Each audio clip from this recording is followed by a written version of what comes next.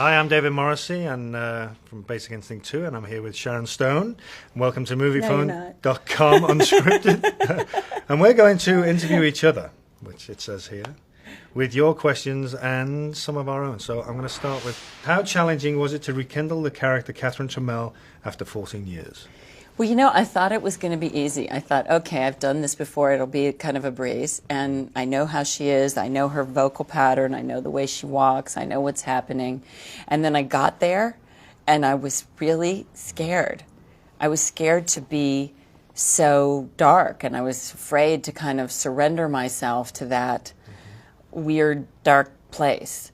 But because once you go there, you really are there. And it's a weird place to live. Sure. I didn't see any of that fear, but yeah. That's because I was going for you. Being from the United Kingdom, did the original Basic Instinct have an impact on theater goers overseas?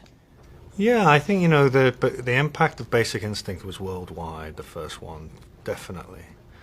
And I remember when it first came out and going to see it and really just loving the film. I think that the idea of such a well-made sexual thriller, you know, that just regardless of where you were in the UK or wherever, it just made an impact on everybody.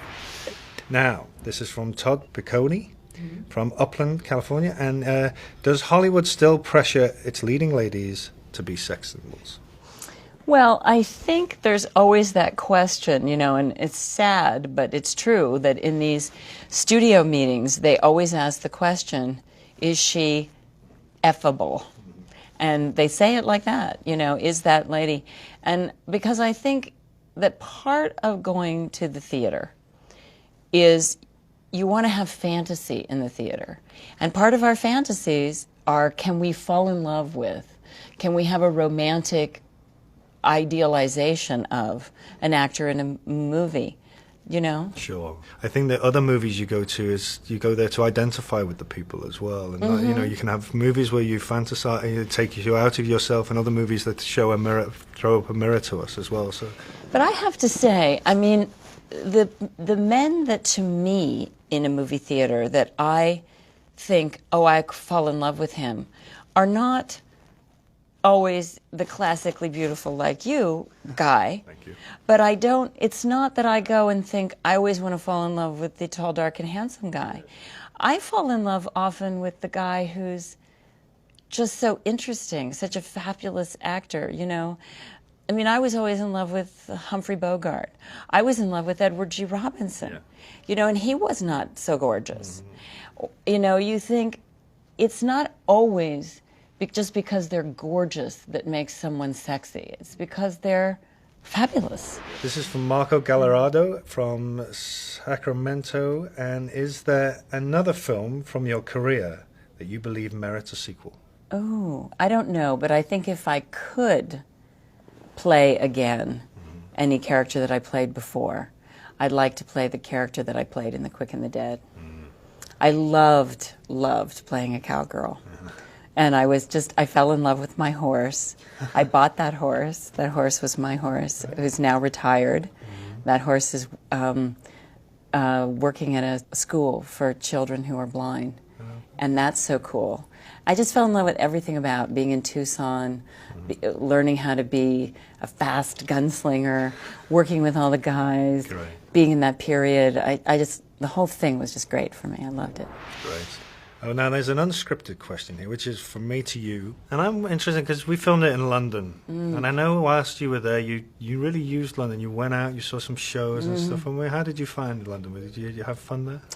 Oh, I did. You know, I loved London. I've been to London many times, and I've seen a lot of the historical sites, and I've been there, and I have friends there, and so for me it was great to get to spend such an extended period with my friends there.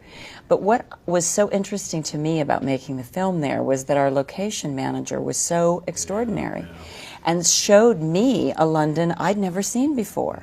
For, you know, even in just the little pieces of the film where you walk through the city, there were little bits and pieces of a London I'd never seen.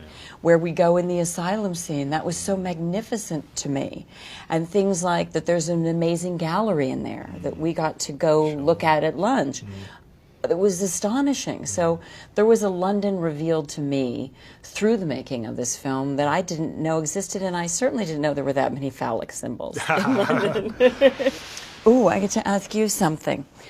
Do you think that being a parent has made you a better actor? It certainly made me a different actor, yeah. I think the one thing about being a parent is that you cease to become the most important person in your universe, which, you know, what happened to me, like I think a lot of actors in my early days, is that sense of the work was everything. It had to be. My career was everything. And as soon as you're responsible for somebody else in that way, a child, you can't be like that. You just have to have it. It gives you a different perspective on your life. Whether it's made me a better actor, I can't say. It certainly made me a better person. So I think that's probably does filter through to my work. Yeah. Okay. Having become a disciplined actor, is directing now on the cards for Sharon Stone? Well, I've certainly been thinking about it, and I've been developing a script. I'm not positive if I'm going to direct, but I'm certainly producing more films, and I'm certainly more invested in the way a film comes together now. It's not just, you know, the small look at a film that I had before. The whole package. Do you think you could ever direct yourself? Yeah, I think I could. And I certainly know from when I did The Muse with Albert Brooks that when Albert needed to step away from the camera and go on film, I was able to watch him and say to him, oh, you might want to be more to the left or the right, or I didn't want to step into his space, but I wanted to be able to do that. Yeah. Helpful to him. Different discipline, I think, but it's very... What was the biggest challenge of shooting? Rather intense love scenes with a psychopathic character. It's interesting, isn't it? Because there's obviously... That is a good question. It is, but I think, you know, it's the psychopathic character I was doing the scenes with, whereas, you know, I think one of the things with actors doing love scenes or sex scenes is that you have to create an atmosphere where you both trust each other, and that's certainly what we had, I think. So then that scene is like any other scene that you do, is we would talk about what type of story happened within the scene, and that's regardless of whether you got your clothes on or not, is you have to tell a story in that scene, and we did that. And I think, you know, the film is filled with intense scenes. Yeah. You know, whether you're naked or you're not, there's a lot of both characters go through a lot in this film. So the one thing for me was making sure that when you went to work, you had an atmosphere where you could create, you could be comfortable. If you had to go to a place emotionally, you knew that you were surrounded by people who would look after you. And that was certainly the case. I felt this with you and the people on the movie, that we could do that. And the other thing that's always important for an actor on a film like this is that you have fun. Yeah, yeah. And we certainly we did. We made those scenes funny. You have to. Yeah. You know, you just have to. Because otherwise you just want to kill yourself. Mad. You go mad. Finish this sentence. Oh, gosh. The 3 things I love about movies are... Well, you know, as a movie goer, I think the 3 things I love about movies is to be transported somewhere else. I love that sort of fantasy of just getting out of my life and seeing something else. But I also love the sense that I could like to be challenged by films that make me think, that get out there as well. And the third thing, even now, is like I like going on a date with my missus to the movie theatre. I think it's the best in the world. You know, it's just getting out, sitting in a movie theatre and just being transported somewhere else and just having a meal afterwards. I love that. And how about you? I love to go to the movies and feel like I really admire someone in the movie, and I want to be like them. That, oh, there's something about them, and if I could just get like that. I loved that feeling.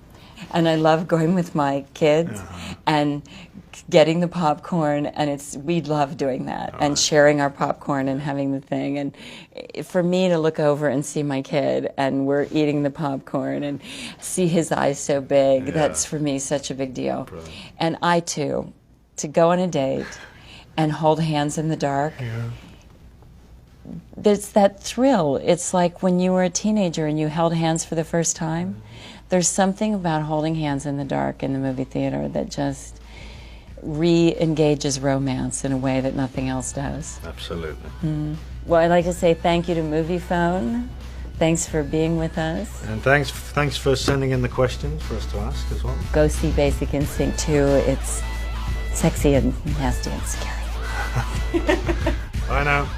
Because he's a bad one. I'm not.